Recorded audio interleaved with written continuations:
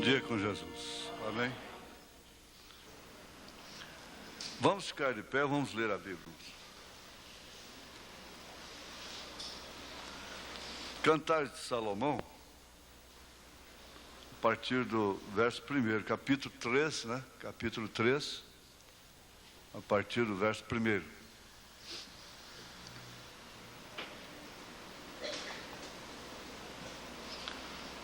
De noite busquei em minha cama aquele a quem ama a minha alma. Busquei-o e não o achei. Levantar-me-ei, pois, e rodearei a cidade.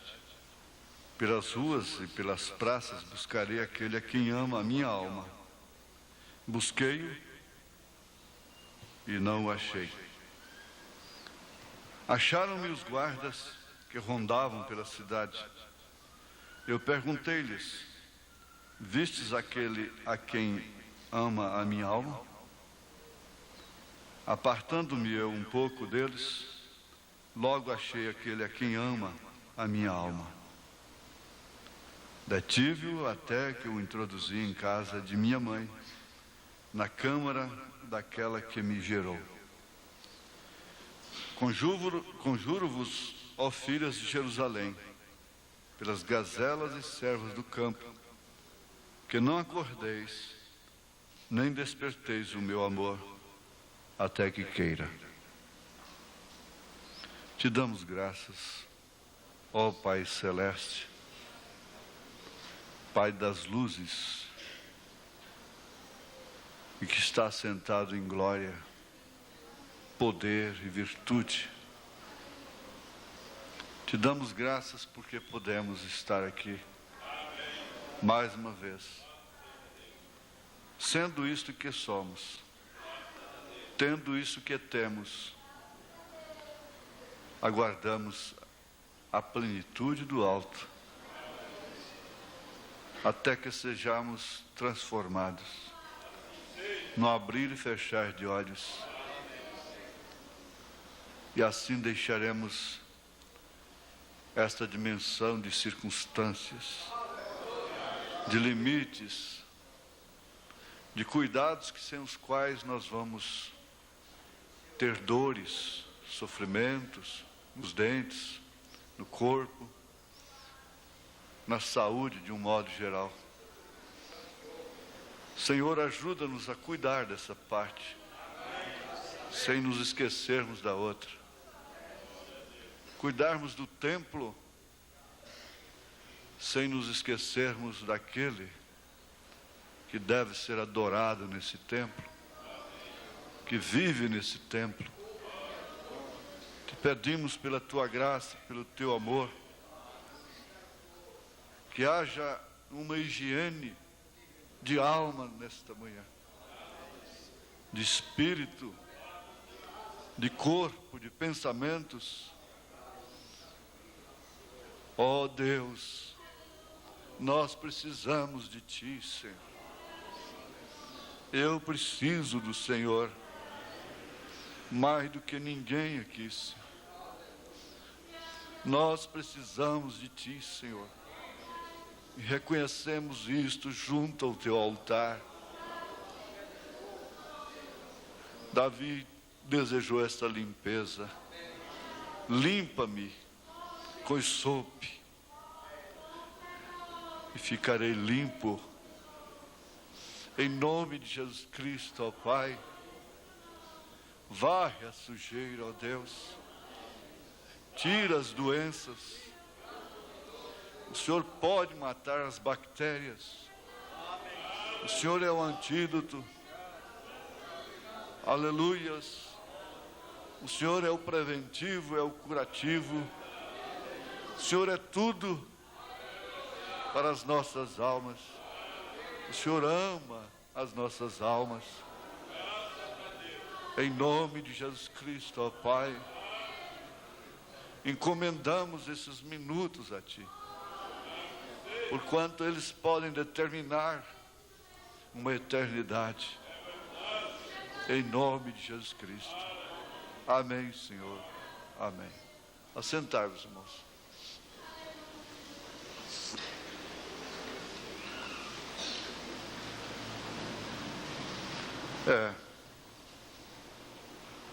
Eu tenho algumas coisas difíceis aqui, porque nós estamos no auditório misto, e como eu já disse, às vezes pode vir aquela razão, para que cuidar dessas coisas se Jesus está tão perto? Cuidando de casamento, felicidade conjugal, essa coisa de dente, né?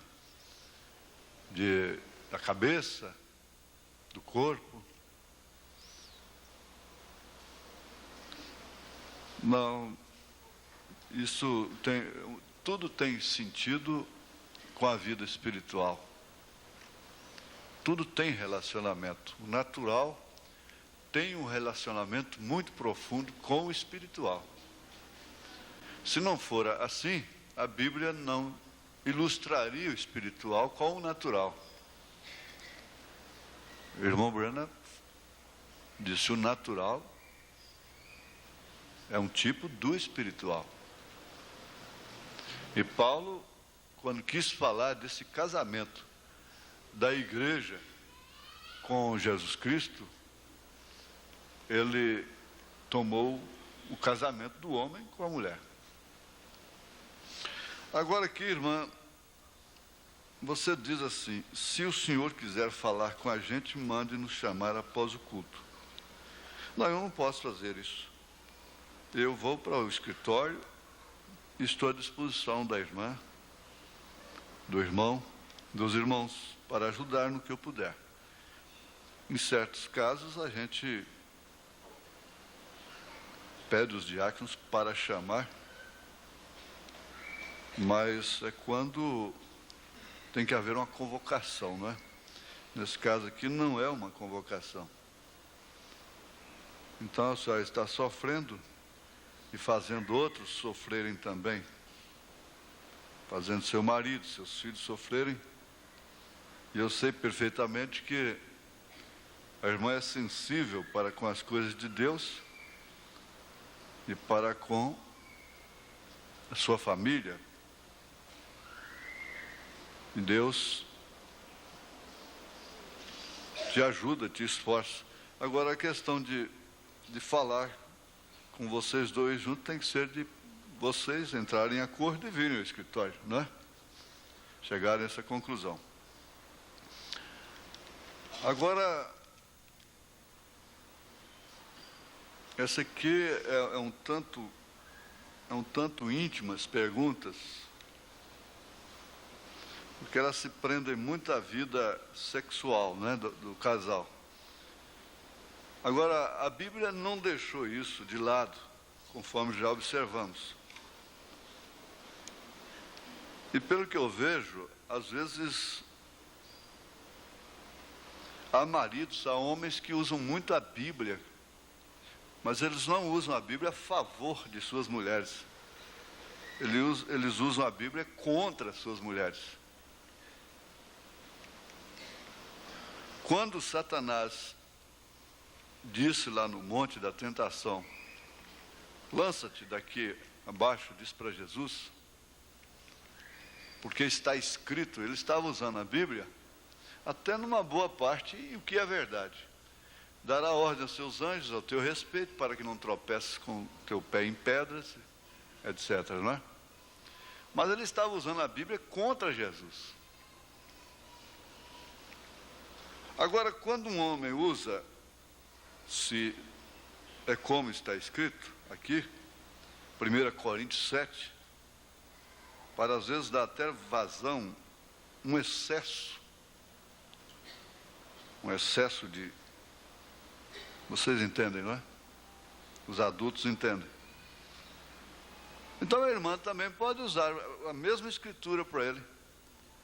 Falei: então, bom, irmão, nós vamos fazer o seguinte, meu querido. Essa mesma escritura aí, 1 Coríntios 7, diz para nós entrarmos em acordo, em mútuo acordo, e dedicarmos à oração também. Pelo menos uns dias do mês, né? É só a escritura, não é? É 1 Coríntios 7. E quando é que vai ter essa folga, pelo menos? Pelo menos uma folga semanal, uma folga mensal? Será que essa mulher não merece umas férias? Uma folga semanal? Então, essa mesma Bíblia diz, para entrar em mútuo acordo, dedicar a oração. Enquanto isso, ela descansa um pouco, né? Pelo que eu estou entendendo, né? Agora, porque o desespero é muito grande, pelo que eu vi aqui, o desespero é muito grande, e a pessoa teme a Deus, e, segundo suas perguntas,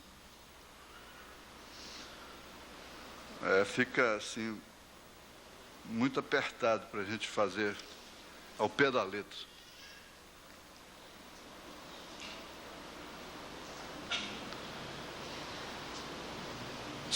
Para um casamento permanecer firme, é necessário ter, vamos dizer, aqui, vou trocar aqui, ter momentos íntimos todos os dias?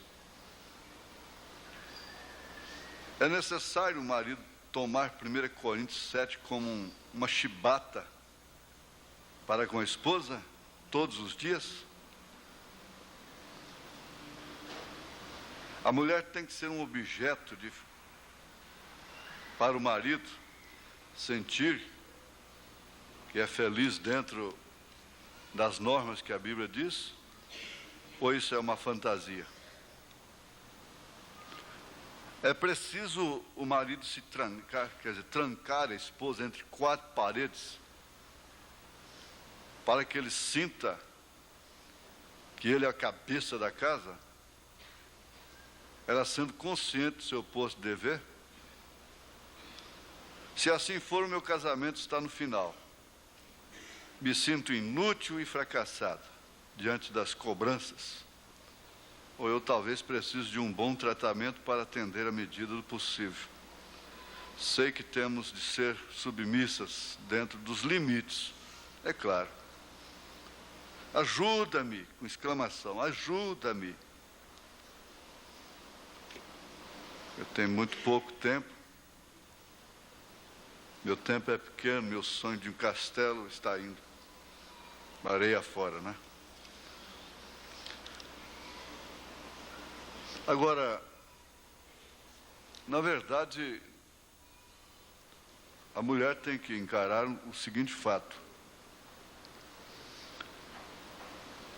Há milhões de casamentos sendo desfeitos hoje no mundo. A estatística no Brasil, baseada pela capital do país, é simplesmente alarmante, horrorosa. É assustadora. Não sei como é que pode ter mais divórcio do que casamento. Não entendo essa matemática. Mais divórcio, mais separação do que casamento. Então, é uma realidade que tem que ser encarada com coragem. Aqui agora nós vamos ter se der tempo, nós vamos chegar um pouquinho nisso aí, sabendo o seguinte, que essa é uma condição, duas coisas estão acontecendo paralelamente. Duas coisas. É um mistério que ninguém pode tomar e fazer uma doutrina a respeito disso, porque corre um risco muito grande.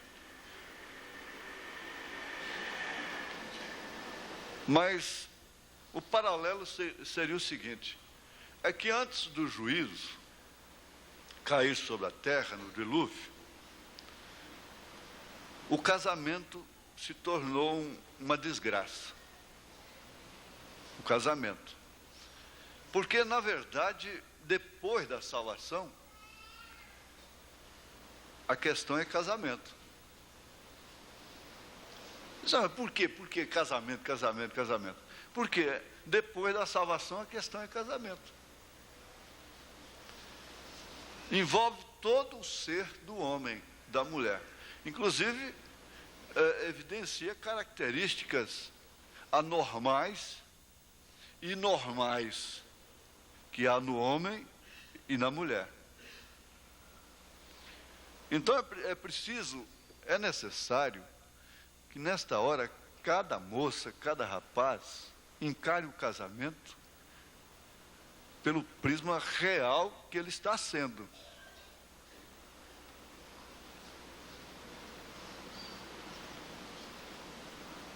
Nós não vamos nos modernizar, mas não vamos ficar no tabu do passado. Se há excesso agora, houve excesso atrás. Houve extremos. Por isso o profeta veio para trazer a coisa para o centro. Isso é que precisa ser entendido.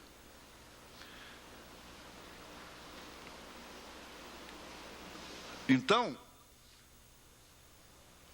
é como ele disse, quando eu olhei para o canto da cama, eu não vi aquele que ama a minha alma. Esse paralelo se refere, na minha maneira de pensar, exatamente isso. O casamento errado trouxe o dilúvio sobre a terra. E nós não poderíamos pensar que Jesus está às portas, na sua segunda vinda, sem que o casamento estivesse na condição que está. Se o casamento estivesse bem, Jesus ainda ia demorar. É isso que tem que ser encarado de uma forma realista. Você tem que ser realista.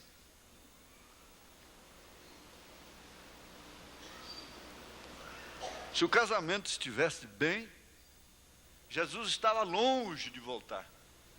A volta de Jesus estava muito longe. Porque nós pegamos a Bíblia e eles chegam a dizer, a igreja primitiva se enganou. E chegaram até a vender o que tinha, pôr nos pés dos apóstolos e tal. E é porque ela se enganou, ela pensou que Jesus vinha logo.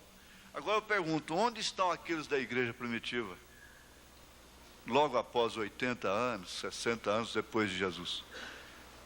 Eles se foram, não tem ninguém. Eles não perderam nada com aquilo. Eles só ganharam. Não é verdade? Agora, os sinais, os dias de Noé, gente, é brincadeira, irmão divino. Monteiro que conhece isso. Dentro de 2 horas, uma laje de não sei quantos apartamentos ficar pronto. Se isso não for os dias de Noé, o que é? Que levava meses carregando cimento nas costas, na latinha. Não é brincadeira. Então, nós temos que refletir, conversar como família, assentados assim à mesa, dizer, não, vamos encarar a coisa pela realidade. Se o casamento estivesse bem, Jesus estava longe. O casamento envolve filhos, é claro, criança, não é? Às vezes o casal vai bem, mas o casamento não é só o casal, a mulher e o marido. Entre os filhos também. Mas qual seria esse paralelo? Ora, como foi nos dias de Noé, como foi nos dias de Ló, a coisa estava tão difícil assim. Veja a condição que Sodoma estava. O que o casamento estava valendo? A ponto do homem desprezar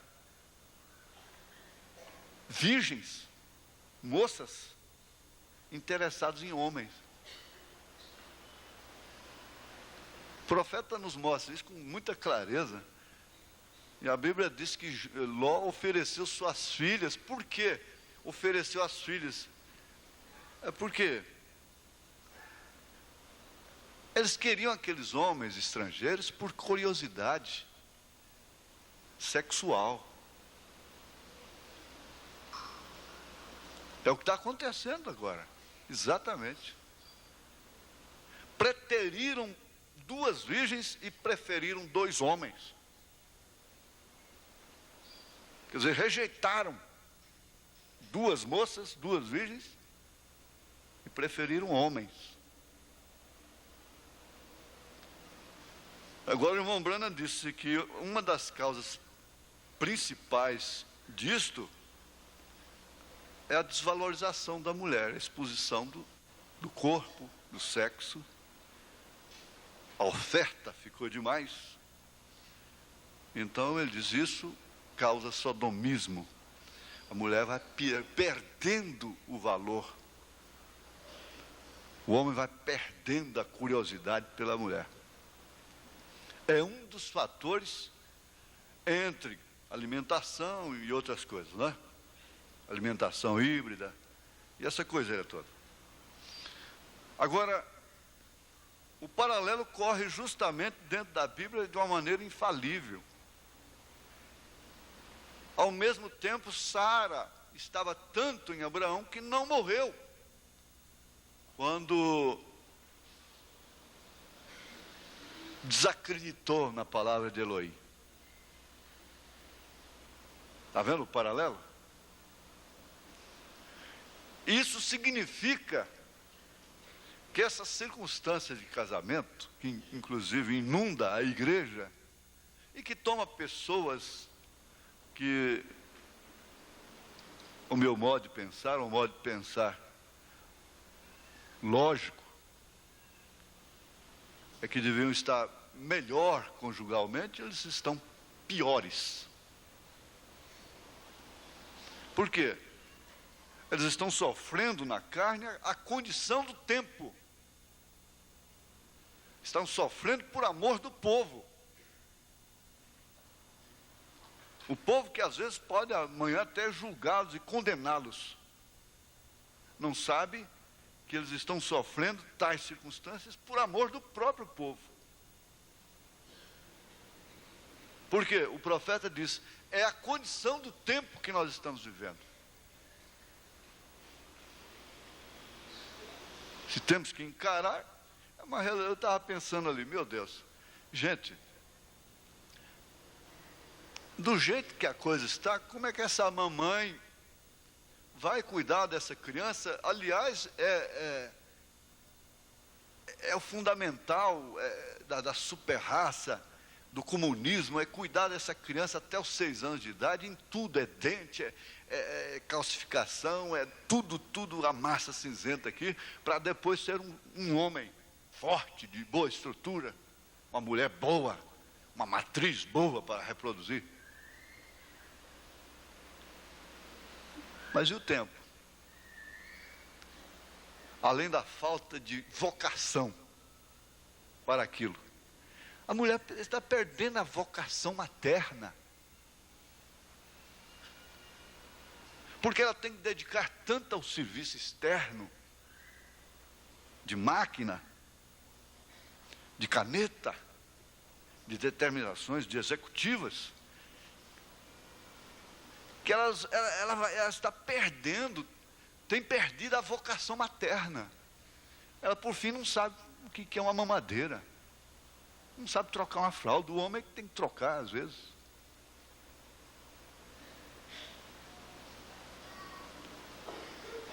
Quer dizer, numa linguagem popular, como eles diziam, a mulher está calçada de bota, espora, chapéu e pinhola na mão.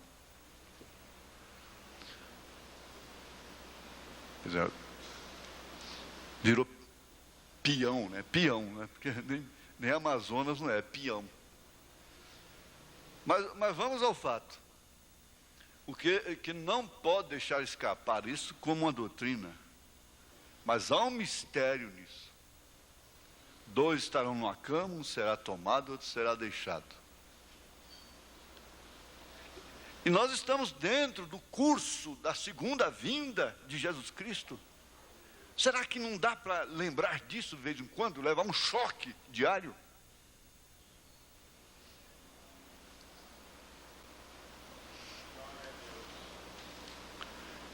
Veja como passa um peso sobre nossas cabeças, que às vezes nos assusta,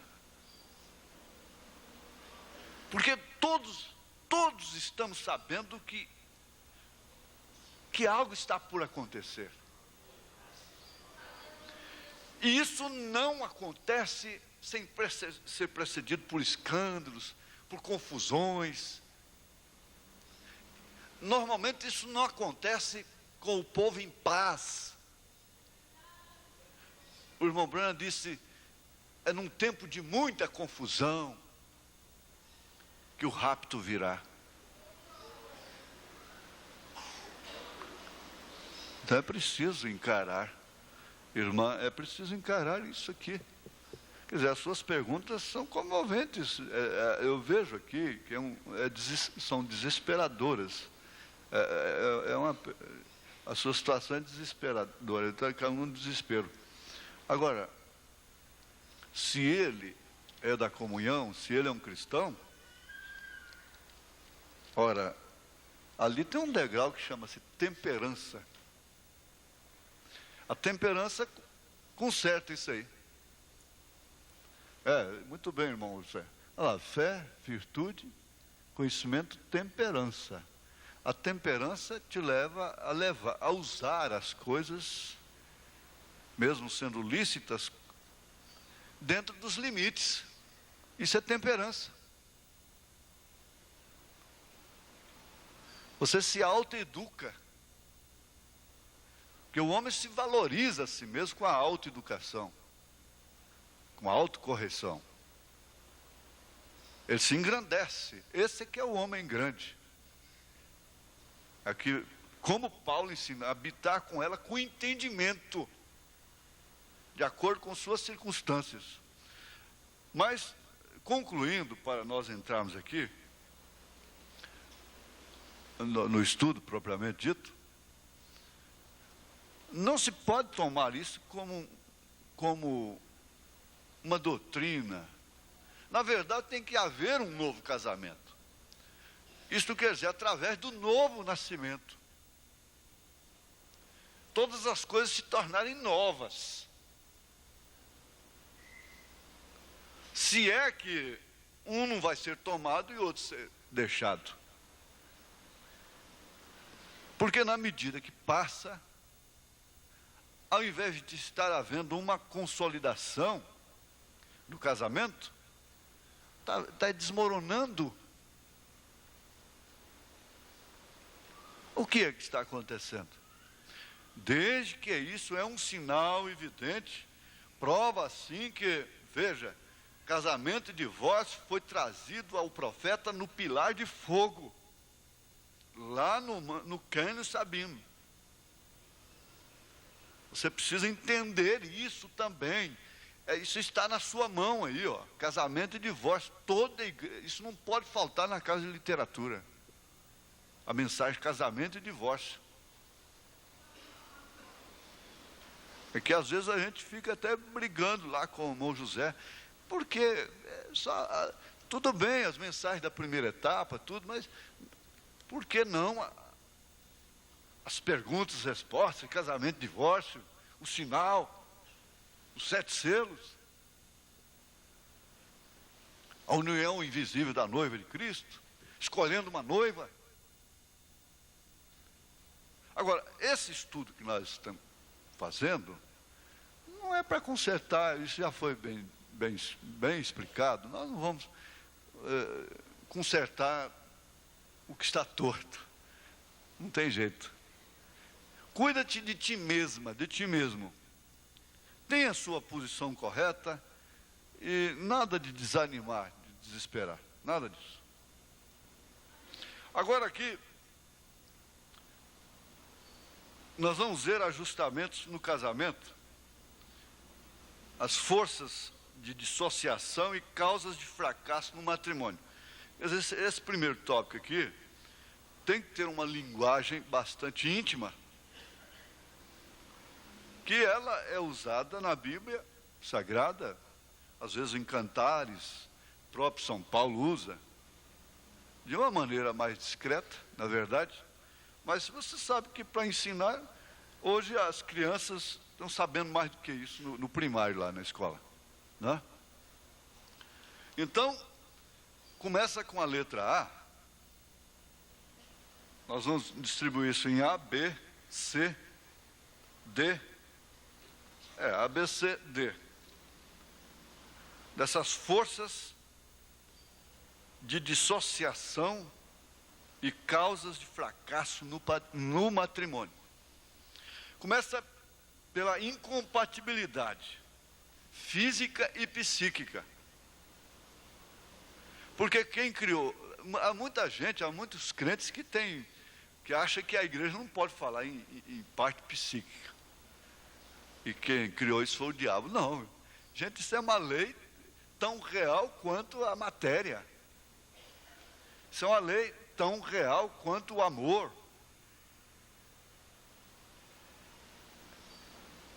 Se a parte psíquica da pessoa não está normal, as suas atitudes são anormais. Ela pode fazer muitas coisas boas que ela não faria no seu normal.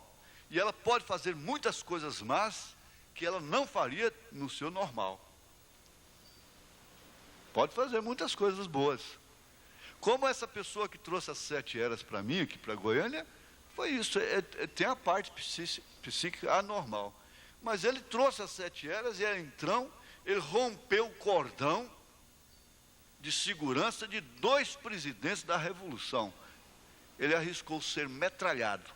Se ele não tivesse essa anormalidade psíquica, jamais ele faria tão grande coisa. Para entregar a mensagem completa para o presidente Costa e Silva, presidente Médici.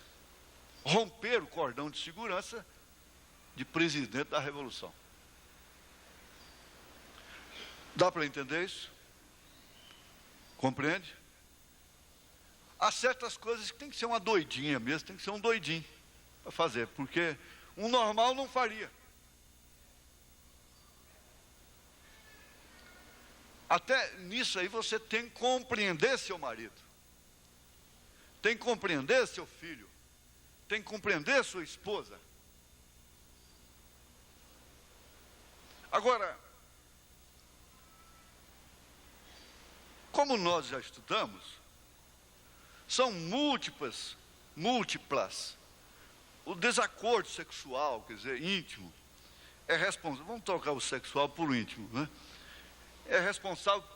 Esse desacordo é responsável por muitos conflitos conjugais, como o caso disso aqui, ó, que podem levar até a separação.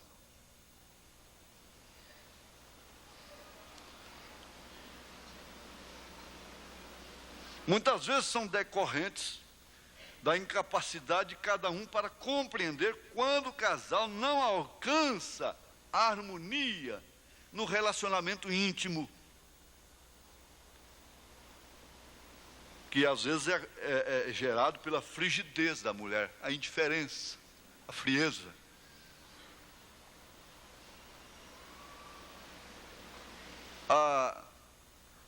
Eu quero trocar isso aqui. A pressa do homem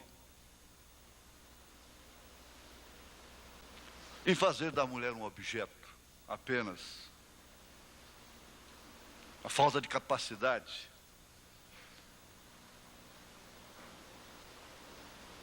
Então, essas são manifestações problemáticas para as relações amorosas no matrimônio. Agora, por que fugir desse assunto quando Paulo falou dele claramente? Aí, então, tem que usar a Escritura legitimamente. Irmão, então tem que se cuidar. Para tudo há limites. Há temperança. Mas o casamento, segundo Paulo, é para evitar a incontinência, para evitar a prostituição. Quer dizer, é um dos fatores. O fator principal, original, desse relacionamento do íntimo do homem com a mulher, e vice-versa, é procriação, é trazer filhos à terra. E Deus tinha um problema dentro do seu programa, que hoje chama-se explosão demográfica, que é superpovoação, ou população, gente demais. Mas Deus tinha que povoar a terra.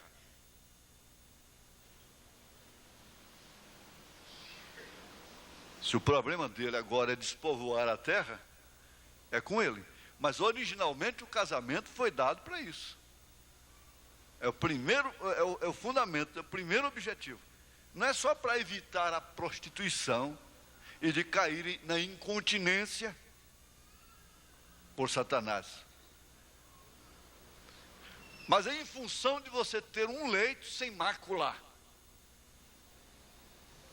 que é onde você reclina a sua cabeça e dorme.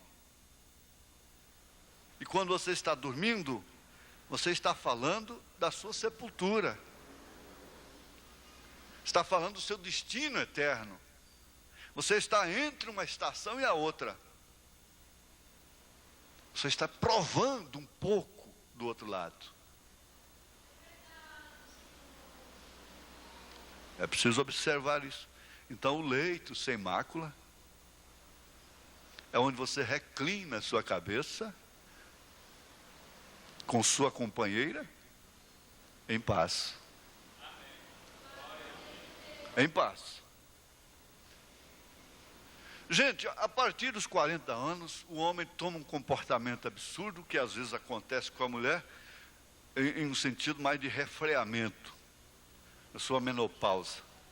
Tudo isso tem que ser compreendido, com entendimento. O boi respeita, o jumento respeita, o cavalo respeita, o cachorro respeita. Só o homem que não pode respeitar.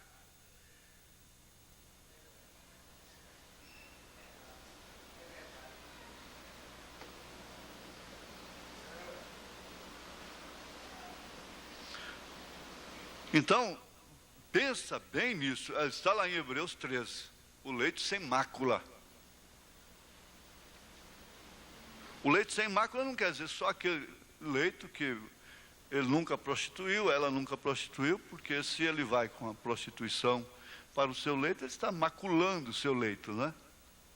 Mas não é isso, somente.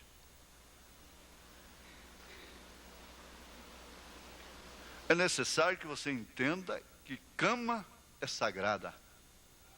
Mesa é uma coisa sagrada.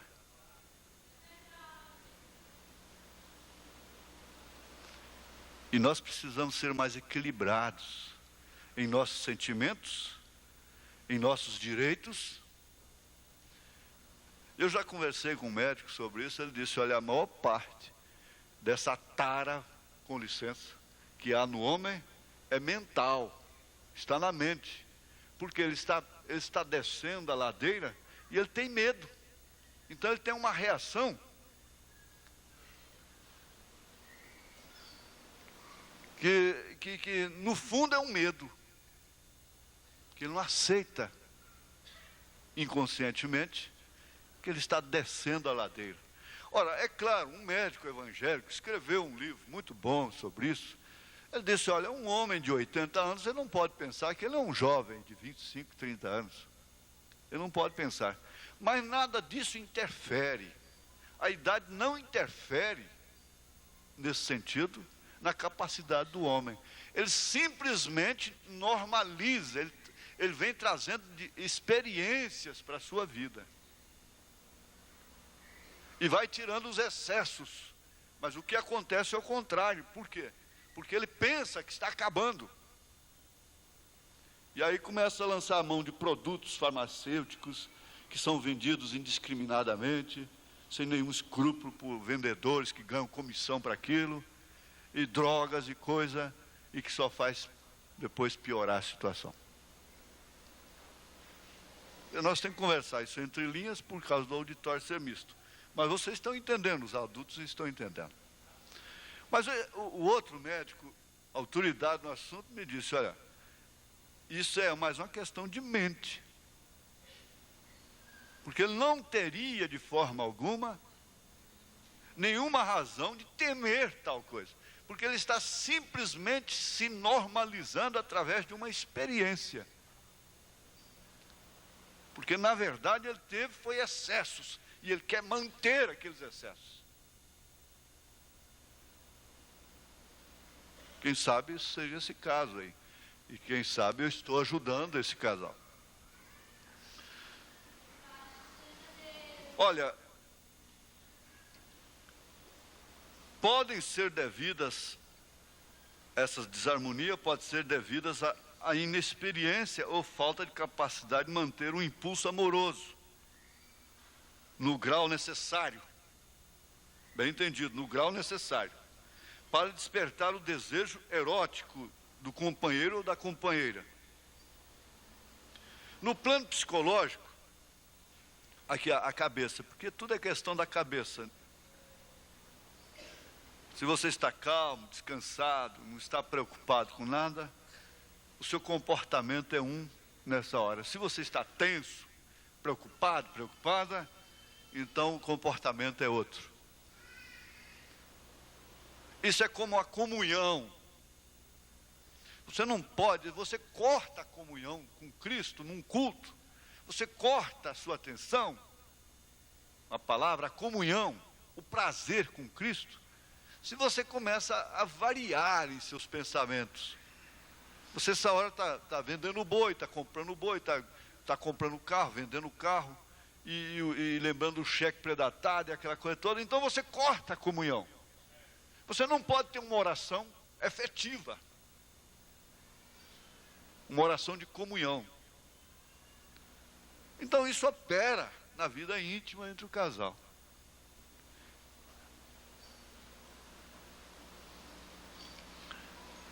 Então, no plano psicológico, elementos como, olha, tudo isso influi. A educação diferente. Gente, não é menosprezar, mas uma doutora casar com um leigo, ela vai sofrer.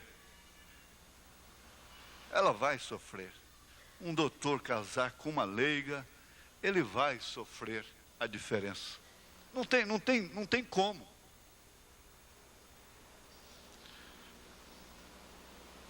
O nível social influi nisto.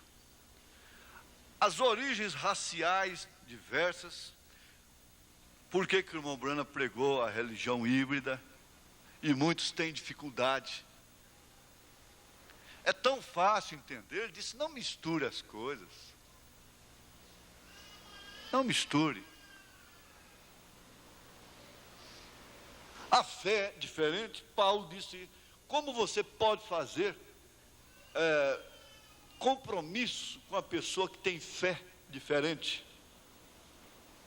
E esperar ter paz no seu casamento.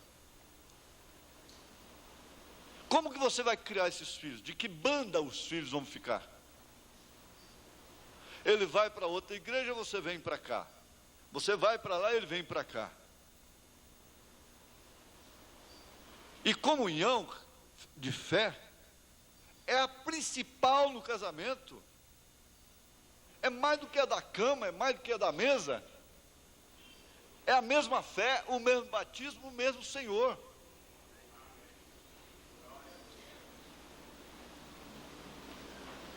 Como que pode você levada por uma indiferença, ou pelas circunstâncias,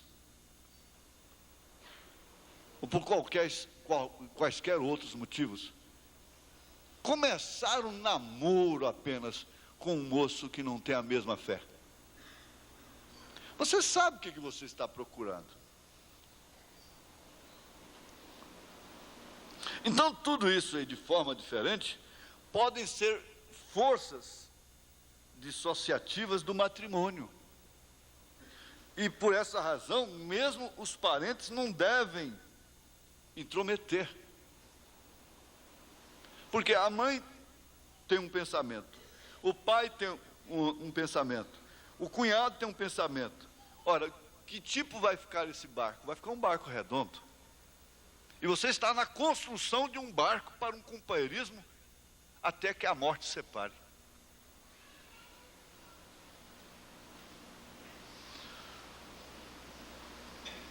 Agora, esse relacionamento neurótico, o neurótico, dos cônjuges não leva obrigatoriamente à dissolução do vínculo matrimonial. Você sabe quantos casamentos neuróticos existem?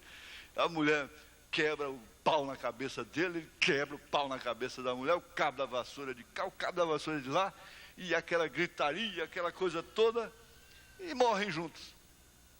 E os outros, educadinhos, logo estão se divorciando. Não é certo? Quer dizer que o neurótico não leva obrigatoriamente à dissolução do casamento, à dissolução. Só que nós, como cristãos, não precisamos desse desgaste, é claro.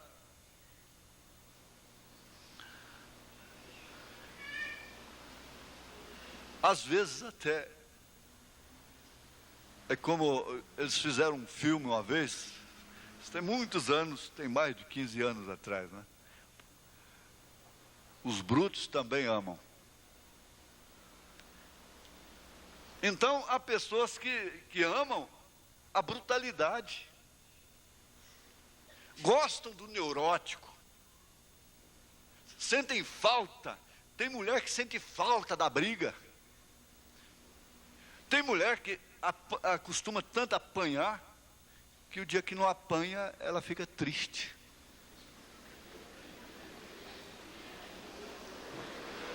Eles chegam a dizer, parecendo mulher de soldado, né? São espíritos que envolvem, que elas, para se completarem no ato íntimo, elas têm que levar uns murros, uns tapas na cara, ser violentadas. É claro, isso é espírito. Vocês sabem que existe isso. Então o delegado fica entre a cruz e a espada. Ela chega lá com o olho todo roxo e assina uma ocorrência contra ele. Aí passa 24 horas, ele convocou, intimou, coisa e tal, ela já chega lá com ele para retirar a ocorrência. Não, doutor, eu gosto dele, já chega agarrado com ele. Não, o senhor não vai prender, não, o senhor não vai prender, não. Não, mas teve hematoma, teve sangue, não pode. Não, então eu vou presa com ele também.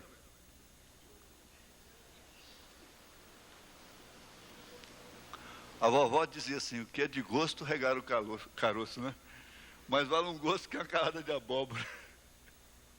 Mas eu gosto dele assim mesmo, então tá tudo bem.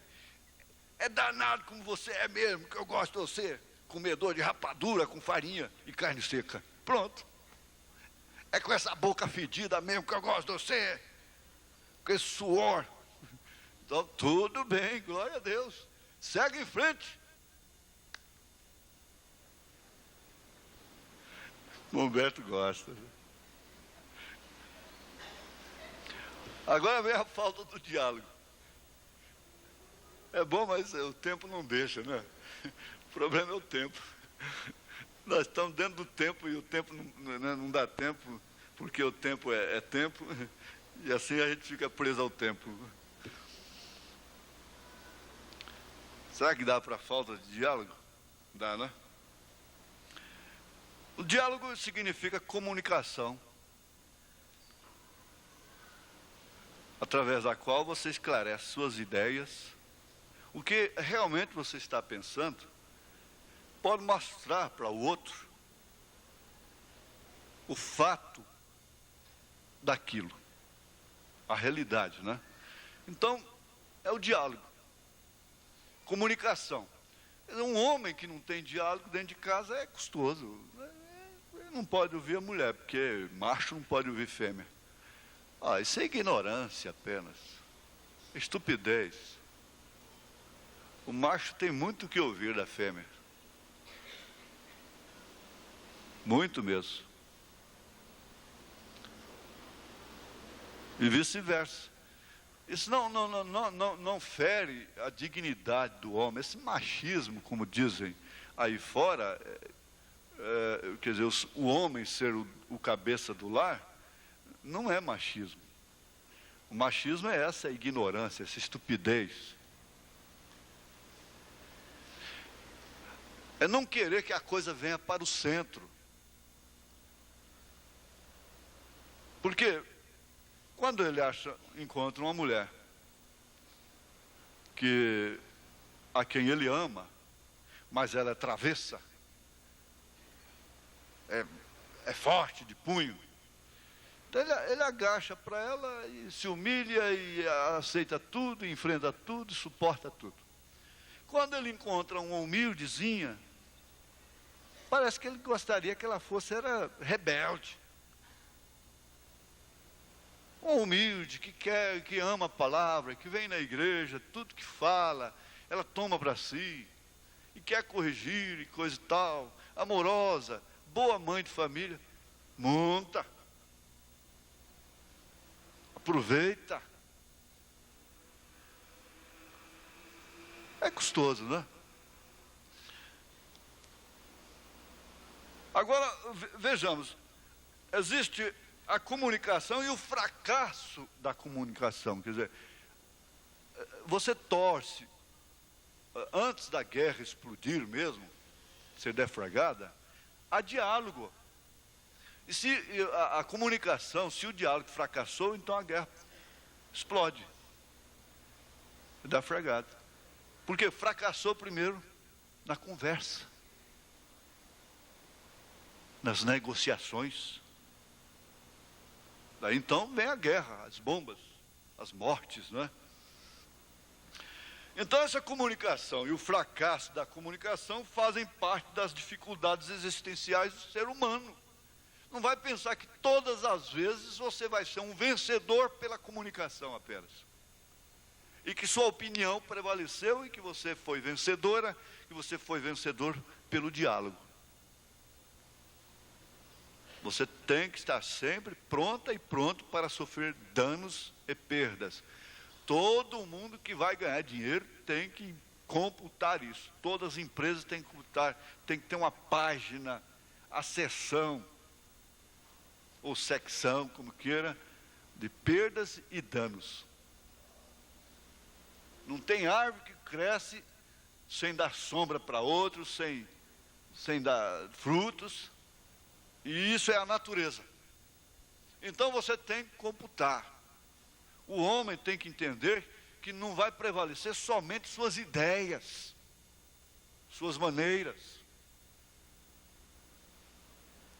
Vai ser uma associação. Vai ser uma coesão para haver uma normalidade, para ser normal o casamento. Então, esse fracasso da comunicação faz parte das dificuldades da vida, gente. A busca atual de transparência nas relações conjugais é apenas ilusão humana.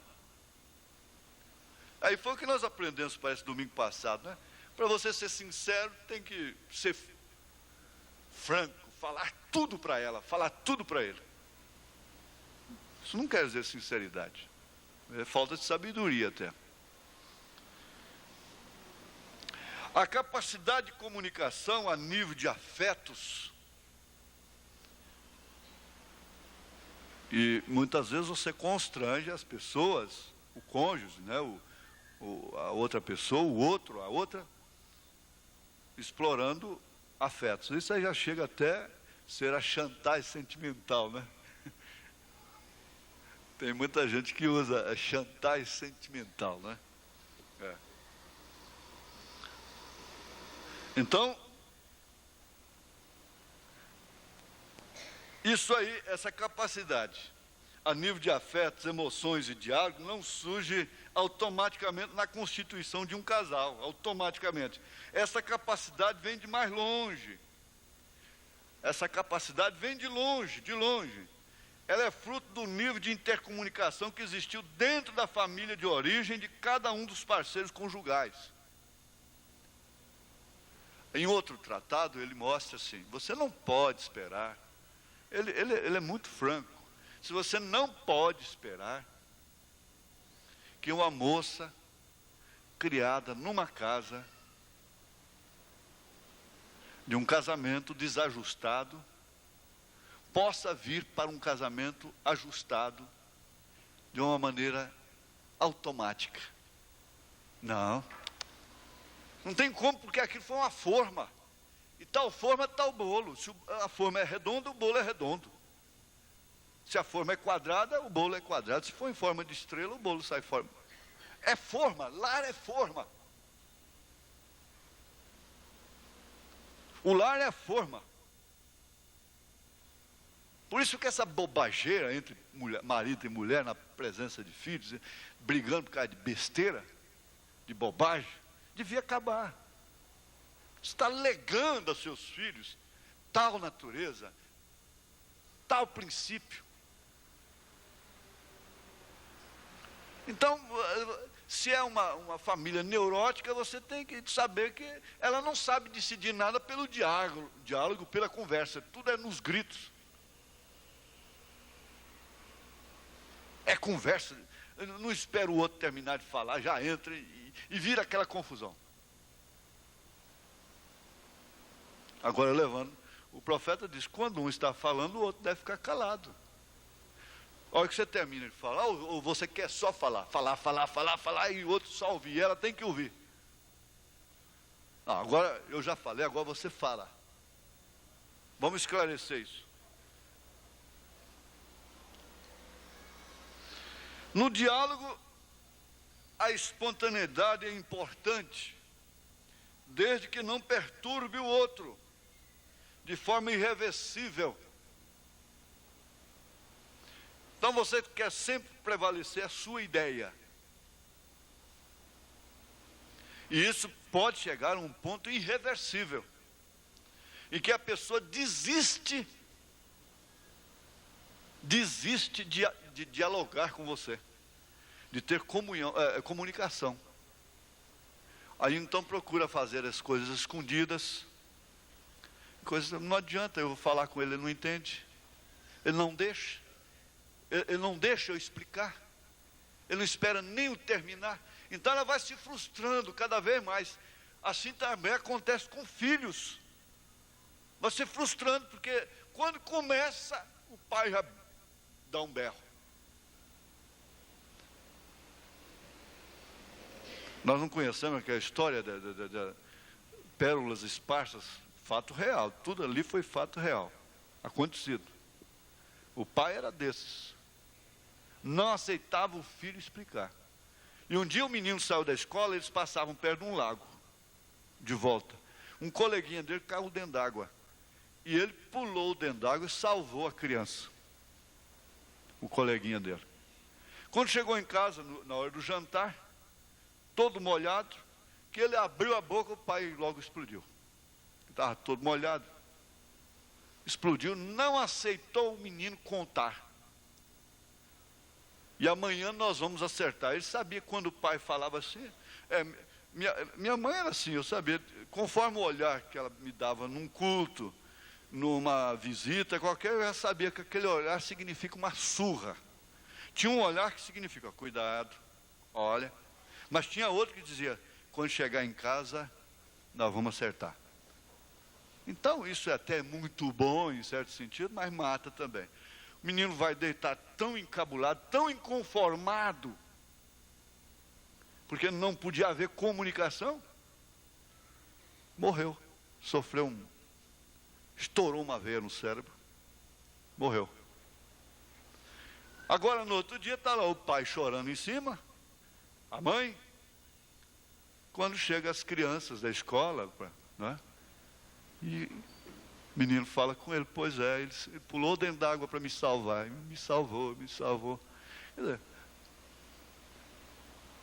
falta de comunicação, não pode, mas por fim você inibe o outro. Não adianta, eu tenho medo de falar com ela, porque ela vai explodir, eu tenho medo de falar com ele, vai dar um ataque de nervos. Não pode contar para minha mãe, porque senão ela desmaia. Resultado, não pode ser comunicativa. Não há diálogo. Uma das maiores forças que existe no mundo é a comunicação, é o diálogo.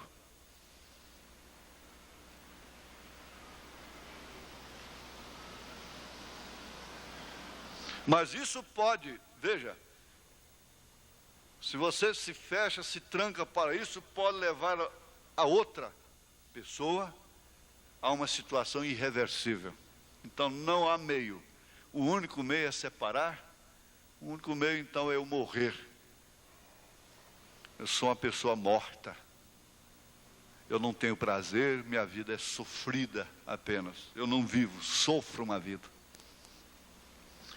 Escutar o outro, ouvi-lo atentamente, entender o que o outro está querendo dizer, não o que ele está dizendo propriamente dito.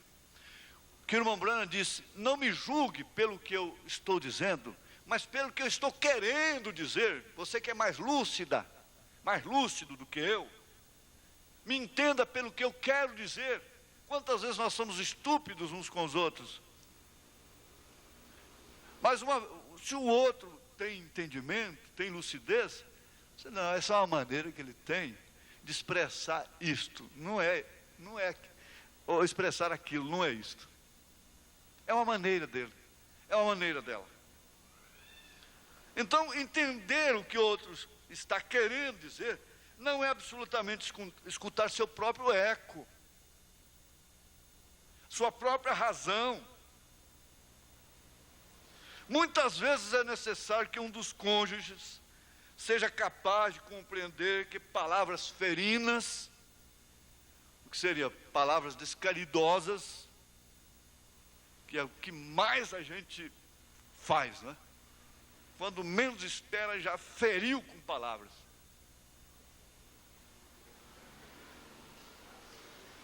E essas palavras descaridosas, nas 3 manifestações da vida cristã, o irmão Branham diz: você deve se arrepender das palavras descaridosas. Porque a palavra fere. Quantas vezes eu já feri as pessoas? Quantas vezes você fere pessoas a quem você ama? Então, compreender que palavras ferinas, ditas num determinado momento, podem ser expressões de um profundo sentimento de insatisfação e sofrimento do cônjuge que as pronuncia. Então você, pela lucidez que você tem, você diz: bom, ela está dizendo isso aí, ela escreveu isso aí,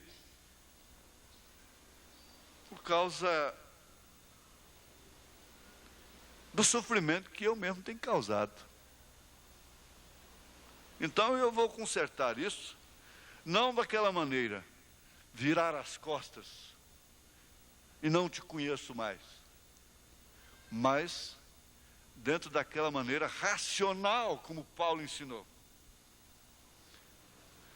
Bom, nosso tempo se foi, irmãos. Agora nós iríamos entrar na agressividade e afã de domínio. Mas de todos os modos vai ter sempre ficando para o outro domingo, né? Hoje são 14, né?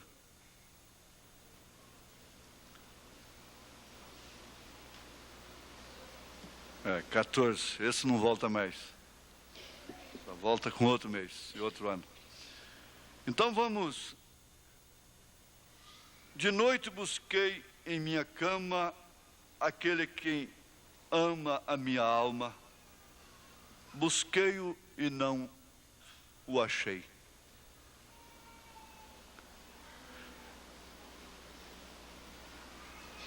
Ele perdeu exatamente no lugar de repouso que fala, inclusive, da sepultura. Busquei-o e não achei. Agora, Jesus disse: quem busca, acha.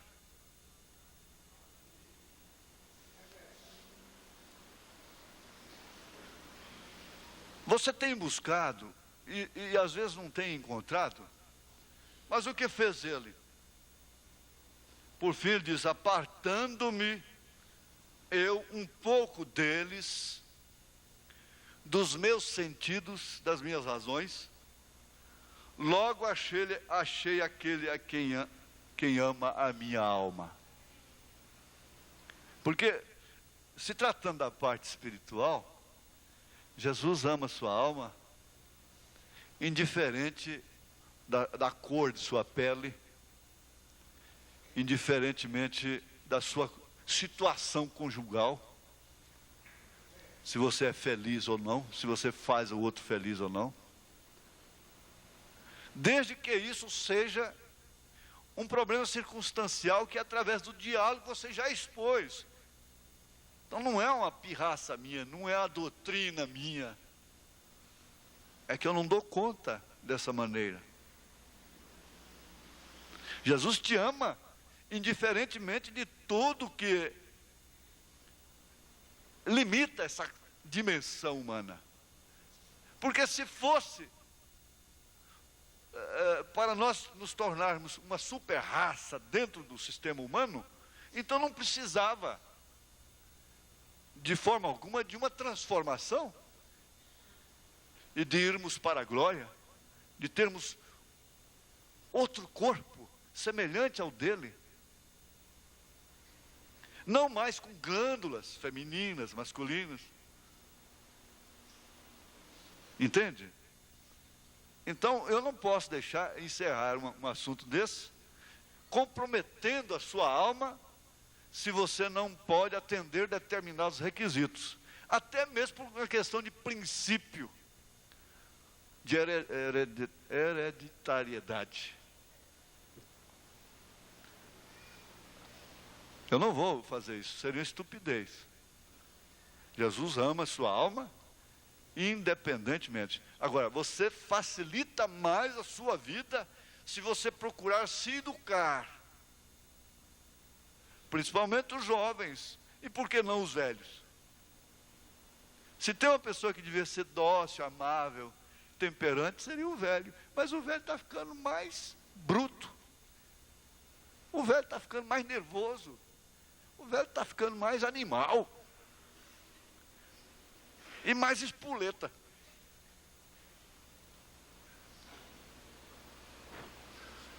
O Senhor abençoe vocês todos nós, né? Esse é o meu esforço. É um esforço que a gente faz para que muitas vezes pode ser interpretado de uma maneira errada. Mas, na verdade, a igreja é isso. Nós estamos escrevendo um quadro e todo mundo está sentado no auditório. O mestre é a sabedoria. O mestre é o Espírito Santo. O mestre é Jesus Cristo. Agora, ele tem que usar alguém. E esse alguém, ele usa quem ele escolheu para isso. Não é verdade? Por isso o irmão Branham disse, eu precisava de uma pessoa mais delinquente do que eu para dizer que Deus errou em escolher esse homem para o ministério. E Deus errou em escolher esse homem para o ministério. Então ele usa quem ele quer. Eu dou graças a Deus porque eu sou usado para o bem do povo. Amém? Na plataforma eu tenho segurança. Eu não confio em mim. Em mim eu não confio e nem recomendo a minha pessoa. Nunca fiz isso. Graças a Deus. Mas a verdade, essa eu recomendo. Aleluia. Glória a Deus. Deus abençoe. O pastor Elias vai finalizar.